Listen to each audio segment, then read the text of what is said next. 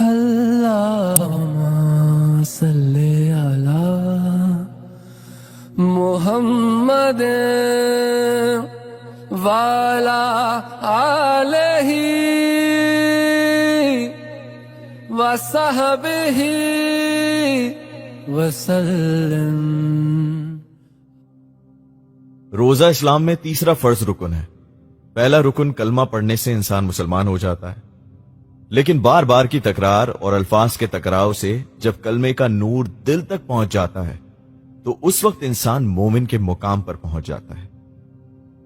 حضرت سخی سلطان باہو رحمت اللہ علیہ فرماتے ہیں کہ زبانی کلمہ ہر کوئی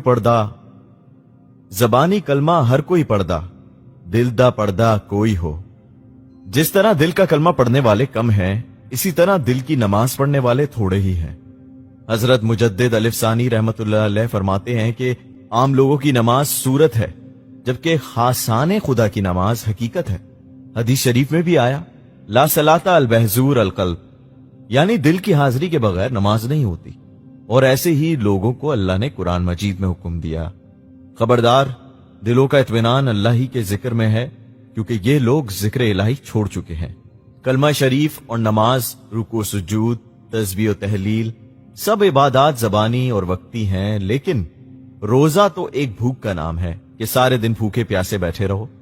آخر اس بھوک کا بھی کوئی مقصد ہوگا جسے بہت کم لوگ جانتے ہیں۔ جس طرح فرض کے طور پر نمازیں پڑھ لی، اسی طرح فرضی روزے رکھ لیے، لیکن یہ خبر نہیں کہ نمازیں دل کو صاف کرنے کے لیے اور روزے نفس کو پاک کرنے کے لیے ہتھیار ہیں۔ اگر ان سے نفس اور قلب کی طہارت نہ ہوئی تو شاید پھر سب کچھ بیکار ہو جائے۔ لوگ کہتے ہیں کہ اللہ تعالیٰ عبادت سے ملتا ہے، لیکن یہی ایک نکتہ ہے کہ اللہ تعالیٰ عبادت سے نہیں ملتا بلکہ دل سے ملتا ہے۔ عبادت دل کو صاف کرنے کا ذریعہ ہے۔ جس عبادت سے دل صاف نہیں ہو سکتا تو پھر وہ عبادت صورت عبادت ہے، جس کی قبولیت کا بھی کوئی اعتبار نہیں۔ جس طرح نماز بے حیائی سے روکتی ہے، اگر نمازیں پڑھ کر بھی بے حیائی موجود رہتی ہے تو پھر وہ نماز ہی نہیں جس کے لیے اشارہ ہے۔ بہشت میں آدم علیہ السلام ہر قسم کا میوہ کھا سکتے تھے، لیکن گندم کی مخالفت تھی کیونکہ اس میں ناری مادہ تھا، اور وہی گندم جب ہاروت ماروت نے کھائی تو ان میں بھی نفسانی خواہشات ابھر آئیں۔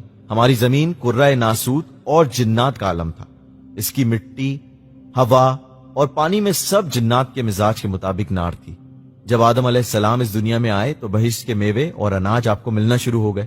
اس کے بیج زمین میں ڈالے گئے، جب فصل تیار ہوئی اس میں زمین کی نار بھی مل گئی، اور بار بار زمین میں کاشت سے آج ہر پھل اور اناج نار ہی نار ہے۔ علامہ اقبال فرماتے ہیں کہ یہ خاکی اپنی فطرت میں نہ نوری ہے نہ ناری ہے، یعنی انسانی روح نہ نوری ہے نہ ناری ہے، اس کو جیسی بھی غذا فراہم ہوتی ہے یہ ویسی ہو جاتی ہے۔ روزے کا مقصد کہ سارا دن معدے کو طعام کی نار سے خالی رکھو، یعنی نار کے لیے دروازہ بند کر دو تاکہ نفس کو نار کی خوراک نہ ملے۔ پھر اس حالت میں اللہ کا ذکر بے شمار کرو، یہ ذکر کلمہ ہو یا اس میں ذات کے پاس انفاس یا ذکر قلب ہو۔ اس طرح نار کی جگہ ذکر کا نور انسان کے جسم میں سرایت ہونا شروع ہو جائے گا۔ بس پھر نمازیں باقاعدہ پڑھو، تراویح ادا کرو اور قرآن مجید کی تلاوت کرو۔ ان عبادات کا نور جس میں فوائد ہیں، نفس، قلب اور روح تک پہنچ جائے گا، اور کچھ تزکیہ اور تصفیہ ہونا شروع ہو جائے گا۔ اور اس تزکیے اور تصفیے میں کچھ کمی نظر آئے تو چاہیے کہ پھر رمضان کے آخری عشرے کو اعتکاف میں بیٹھ جائیں، یعنی دنیاوی معمولات، خواہشات اور خیالات کو چھوڑ کر مکمل یکسوئی کے ساتھ عبادت میں مشغول ہو جاؤ۔ روزوں کا صحیح فائدہ مومن ہی اٹھا سکتے ہیں جن کے قلوب ذکر اللہ سے جاری و ساری ہو گئے ہوں۔ عام آدمی کو زبان کے ذریعے نور حاصل کرنا ہوتا ہے، لیکن اکثریت ایسی ہے جن کے حلق سے نیچے قرآن بھی نہیں اترتا۔ عام مسلمانوں کے لیے سال میں ایک دفعہ قلب و نفس کی طہارت ضروری ہے، اور یہ طہارت رمضان کے روزوں کے ذریعے حاصل کی جاتی ہے۔ پھر جب سال کے دیگر ماہ میں نفس قوی اور قلب مرجھانے کو ہوتے ہیں تو پھر ماہ رمضان شریف آ جاتا ہے۔ اس مبارک ماہ میں روزے داروں کا کافی بوجھ ہلکا ہو جاتا ہے۔ یاد رکھیں، ان فرض روزوں سے انسان کا نفس صرف سدھر سکتا ہے، پاک نہیں ہوتا۔ کچھ لوگوں نے اپنے نفسوں کو بھی پاک کیا اور اس طرح وہ ساری عمر کے لیے فلاح پا گئے، لیکن اس کے لیے وہ جنگلوں میں رہے، کئی سال نفلی روزوں میں گزارے اور ہر وقت ذکر و فکر اور نوافل میں مصروف رہے، تب جا کر نفس کی پاکی حاصل ہوئی، اور جب ان کا نفس پاک اور قلب صاف ہو گئے تو اللہ تعالی سے ان کی دوستی ہو گئی۔ حدیث شریف کے مطابق کہ بندہ نوافل کے ذریعے مجھ سے اتنا قریب ہو جاتا ہے کہ میں اس کی زبان بن جاتا ہوں، اس کے ہاتھ بن جاتا ہوں۔ بہت سے لوگ روزے رکھتے ہیں لیکن نفلی عبادت سے محروم رہتے ہیں، حتیٰ کہ فرض نمازیں بھی نہیں پڑھتے۔ جس طرح سورت نماز تباہی بن جاتی ہے، اسی طرح ان کا روزہ بھی ان کے لیے تباہی کا باعث بن جاتا ہے، کیونکہ انہوں نے طعام کی نار کو جسم میں داخل نہ ہونے دیا اور اس کی جگہ نور کو بھی نہیں پہنچایا۔ اس طرح ناری قوتیں یکجا ہو کر اس خالی جگہ داخل ہو جاتی ہیں اور وہ شخص پہلے سے زیادہ نفسانی ہو جاتا ہے۔ سادھو لوگ بھی 3 دن کا روزہ رکھتے ہیں، طعام کی نار جسم میں داخل نہیں ہونے دیتے اور اس کی جگہ آگ سینکتے رہتے ہیں، اور آگ کی نار جو ان کے نفس کو سب سے زیادہ قوی بنا دیتی ہے۔ اس طرح ان کی رحمانی صلاحیتیں ختم ہوتی جاتی ہیں اور ناری صلاحیتیں ترقی کرتی جاتی ہیں، اور ان کا استدراج یعنی ہوا میں اڑنا، پانی پر چلنا انہی طاقتوں کے ذریعے ہوتا ہے۔ ان کے نفوس ناری طاقت کے ذریعے جسم سے نکلتے ہیں اور یہی ہیں جو اپنے نفسوں کو دوسرے جسم میں منتقل کر لیتے ہیں۔ ان کے مرنے کے بعد ان کے نفس شیاطین کے ساتھ ہی رہتے ہیں۔ انگریز اور سادھو ان نفسوں کے عمل تک پہنچ چکے ہیں۔ ہندوؤں کا عقیدہ ہے کہ مرنے کے بعد مردے کی روح گھر میں واپس آ جاتی ہے یا کسی دوسرے جسم میں جنم لیتی ہے۔ در حقیقت وہ یہی نفس ہوتے ہیں جنہیں ہندو روح سمجھتے ہیں، جبکہ وہ انسانی روحیں علیین اور سجین میں فرشتوں کی نگرانی میں بھیج دی جاتی ہیں۔ جب ان نفسوں کو نوری غذا سے پروان چڑھایا جاتا ہے تو یہ رحمانی بن جاتی ہیں۔ اس وقت ناری صلاحیتیں ختم ہو جاتی ہیں اور رحمانی صلاحیتیں ابھر آتی ہیں۔ اس وقت اس نفس کے علاوہ اور رحمانی مخلوقات بھی جسم سے نکل سکتی ہیں، جیسا کہ واقعہ ہے کہ ایک دفعہ کسی نے مجدد الفسانی رحمت اللہ سے پوچھا کہ میں نے آپ کو فلاں دن خانہ کعبہ میں دیکھا، آپ نے فرمایا میں تو نہیں گیا۔ دوسرے نے کہا میں نے اسی دن حضور پاک صلی اللہ علیہ وآلہ وسلم کے روضے پر دیکھا، آپ نے فرمایا میں تو نہیں گیا۔ تیسرے نے کہا میں نے اسی دن غوث پاک رحمہ اللہ کے روضے پر دیکھا، آپ نے فرمایا میں نہیں گیا۔ لوگوں نے پوچھا یہ کیا ماجرا ہے؟ آپ نے فرمایا میرا اندر تھا۔ ان رحمانی لوگوں کی روحیں بھی اپنے مقام علیین میں چلی جاتی ہیں اور ان کے یہی نفوس قدسیہ ان کے درباروں سے لوگوں کو فیض پہنچاتے رہتے ہیں اور قیامت تک فیض پہنچاتے رہیں گے، اور ان کا ثواب ان کی روحوں کو ملتا رہے گا۔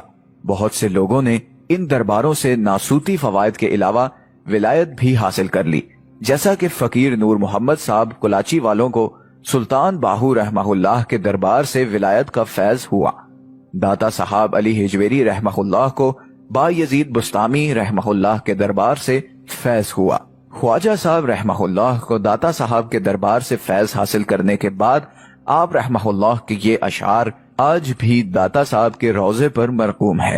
گنج بخش فیض عالم مظہر نور خدا ناقصاں پیر کامل کاملاں را رہنما۔